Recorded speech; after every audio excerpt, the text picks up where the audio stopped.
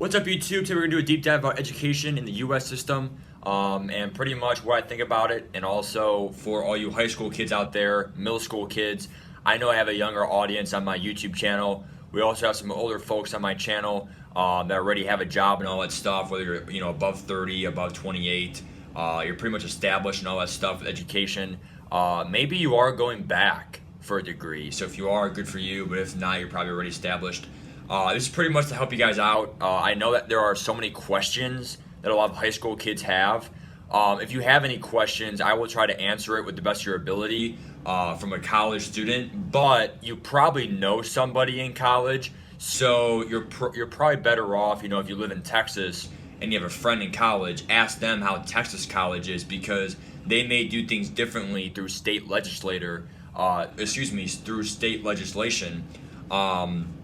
I'm in Ohio here. Ohio is it's definitely a top 10 school for schooling in general, and we have a great retirement system for our teachers. We do value education here in Ohio. It is something that really, I think, stands out. We have a lot of excellent schools. We have no Ivy schools.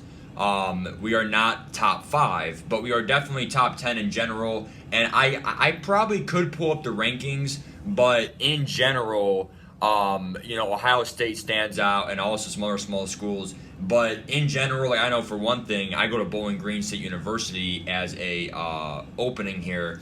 Bowling Green State University is a public university, not a private university here in the state of Ohio, and we are recognized pretty much for our education. So it was really easy for me because it is Bowling Green is recognized around northeast, not really northeast, I guess northeast of the U.S., not like the whole coastal side. They're not obviously number one in the nation for education. Number one is Harvard. But why would you go to Harvard to be a teacher? You're literally going to be paying a lot of money. It's going to be very rigorous. Yeah, you're going to be the best teacher on paper in the world, but if you're going to Harvard to be a teacher, to pay that kind of money, to then get paid what teachers get paid in their salary, it would not be a good return rate. I don't want to go too off topic here. Let me just finish a little bit myself. I am a sophomore, finishing up my sophomore year out of my, it's a 4-year program. It is called AYA, Mathematics Education. So adolescent to young adult. So I will be teaching you screwed up adolescent people out there. If you are an adolescent right now, an adolescent being kind of like a teenager up until your early adult years, because by definition, when you finish up senior year of high school, you're an adult. It's kind of actually counterintuitive when they say kids go to school. Well, not really, because when you're a senior in high school, you're actually an adult. And you do make some adult decisions. So I will be responsible for a lot of those dummies out there. But I really look forward to the challenge. I think really I do good with with an older audience. Now, when it comes time to changing diapers and doing some elementary stuff, I'm not saying that if you're an elementary teacher that you change diapers. I'm just saying young kids in general. Whether they're out of school, in school, they're out of school, you change diapers, you babysit, you try to entertain them. I can entertain them and stuff, but when it comes time to being responsible for them, well, they can be hard to look after. Adolescents were very mature. I can literally say the D word, damn, and they're not going to tell their parents that I swore today.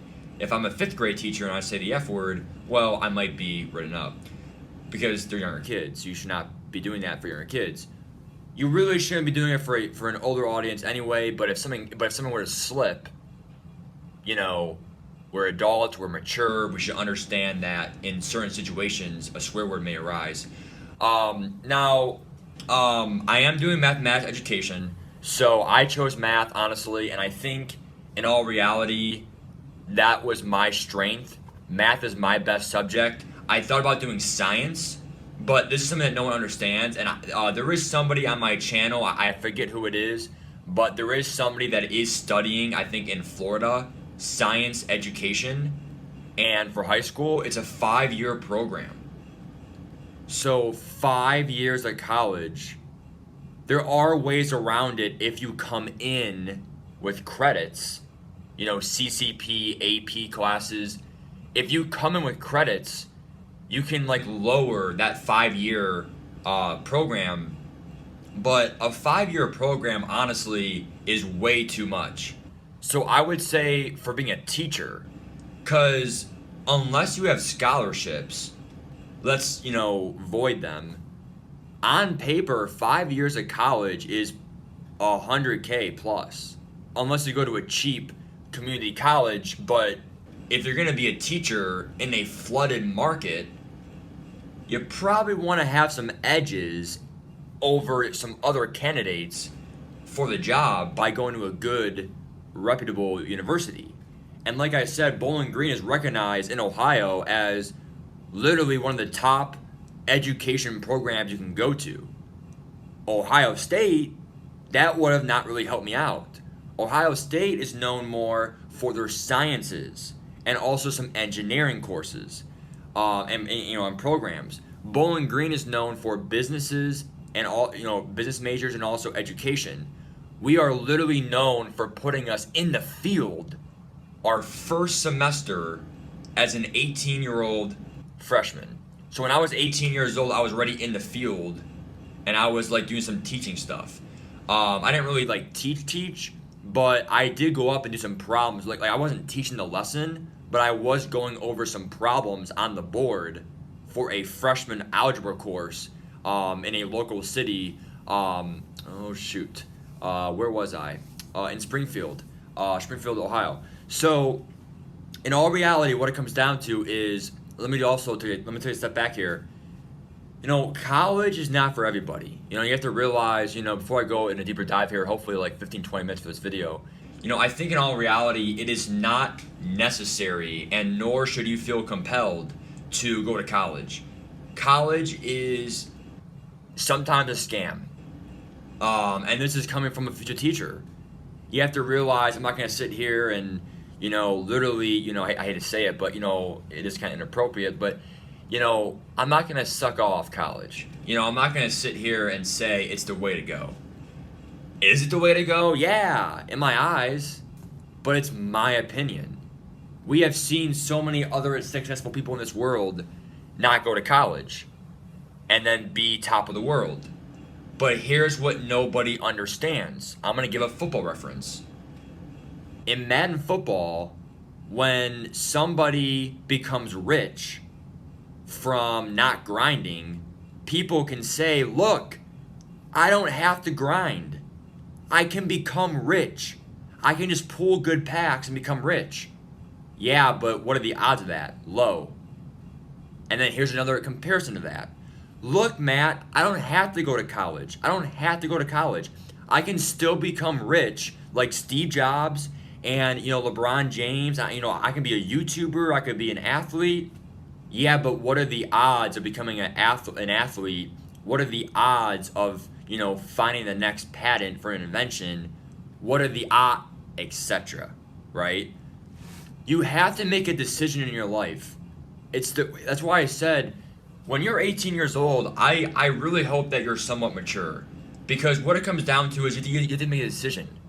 Okay? You have to make a decision for your future, because not a set in stone one, but you have to make a firm decision in a sense where is your life going to start off once you're done with high school? Maybe you take a gap year mentally, right? Maybe you need a gap year, especially with COVID-19. Now, I don't think that would be a good idea, because you were home anyway for COVID-19 a lot. I think you should go explore the world. But if you go to college, there's many programs, and just find what's passionate for you. When you're in high school, there are vocational schools. There are schools that you can learn a trade, right? Automotive industry, changing cars, all that stuff. You could go in culinary school. That word is hard to say. I probably said it wrong, but food, right? Be a chef for Gordon Ramsay, right? You could honestly go to a trade school to just do so many other things, right? And it's just like, in my opinion, I honestly feel like college is, or I don't want to miss this out.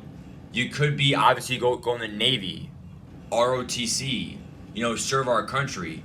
That is literally just as respected as college. If not, you are respected more in the industry. I mean, obviously going to Harvard is pretty prestigious, but if you're serving our country, I'm going to respect you more than going to Harvard. I'm sorry.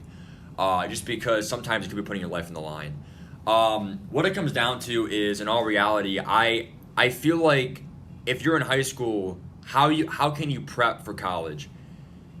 I honestly want to say, first of all, that, well, again, if you have any questions, post in the chat below, but in the comments, but college, honestly, is not as hard as you might think.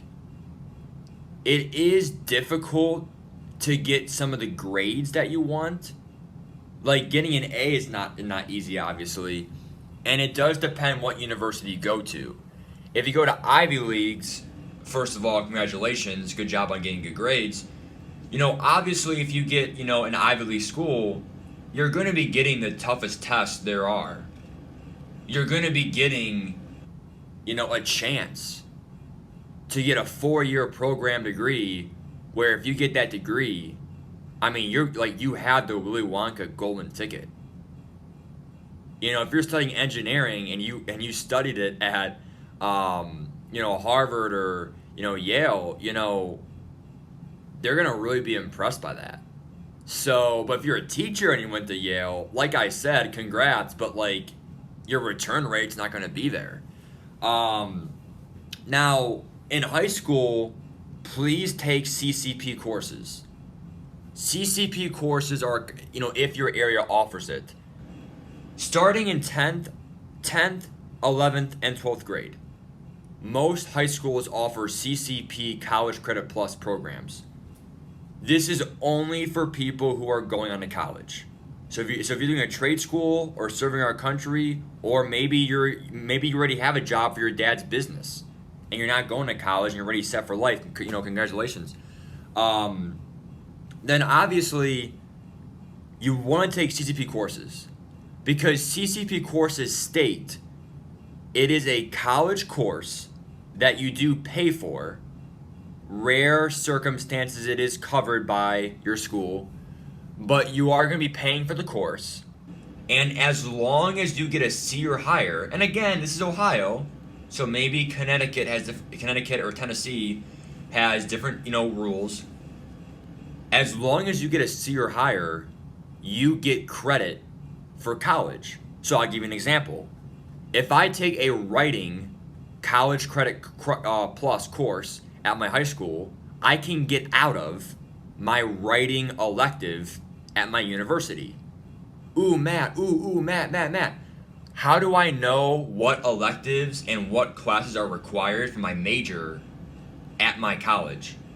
Well, first of all, you gotta pick what college you're going to. If you know what college you're going to, then you can check the requirements. You can either call them, get a meeting, with academic advisors. You can do research on the internet on that university. For me, on my education path, like I said, it's a 4-year program, 5 years for science, and it is different for every state, but usually it's 5 years for science now because it's a new thing, just because science is so vast.